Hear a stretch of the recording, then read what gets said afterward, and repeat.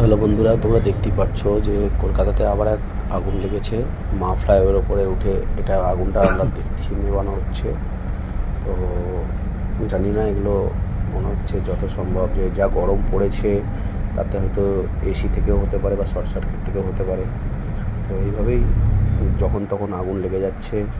আর আমরা গাড়িওয়ালারা তো গাড়ি চালাই, এরকম আমাদের গাড়িতেও অনেক সময় আমি দেখেছি, আমাদের অনেক ভাইয়ের গাড়িতেও অনেক সময় হঠাৎ করে আগুন লেগে যাচ্ছে, কী থেকে বা শর্ট সার্কিট অনেক যা হোক থেকে লেগে যাচ্ছে। তো আমি একটা কথাই বলবো যে যারা গাড়ি কিনছো তারা যেন গাড়িতে ওয়্যারিং কেটে কোনো লাইট কিছু না লাগাও, কেন এখন কি হয় কখন হয় কীভাবে কিছু বোঝা যায় না। আমি নিজে এক ড্রাইভার, তো আপনাদেরকে এটাই বলবো যে গাড়ির ওয়্যারিং কেটে কোনো রকম লাইট বা কিছু হর্ন জাতীয় জিনিস লাগাবেন না। এতে কি হয়, অনেক সময় শর্ট সার্কিট থেকে আগুন লেগে যেতে পারে।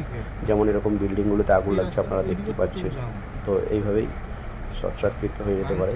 তো আমি জানি না এটা ঠিক কীভাবে লেগেছে, এটা আমার মানে এখন সবসময় শুনতে পাই যে শর্ট সার্কিট থেকে। আর কলকাতা যা ঘিঞ্জি জায়গা, ঘিঞ্জি এরিয়া, যেমন রাস্তা তেমন বিল্ডিংয়েরও এরিয়া খুব ঘিঞ্জি।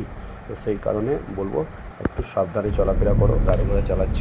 তো এখানে দেখুন আগুন নেভানোর প্রক্রিয়া পুরো চালু আছে, কীভাবে আগুন নেভাচ্ছে, যেটা দেখে মনে হচ্ছে হয়তো এসির কোনো ভেন্ট থেকে হয়েছে, কারণ এসি থেকেই দেখুন আগুনটা এখানে ফায়ারটাকে করছে, জলটাকে। থ্যাংক ইউ বন্ধুরা, ভিডিওটা ভালো লাগলে অবশ্যই লাইক শেয়ার করবেন, পাশে থাকবেন।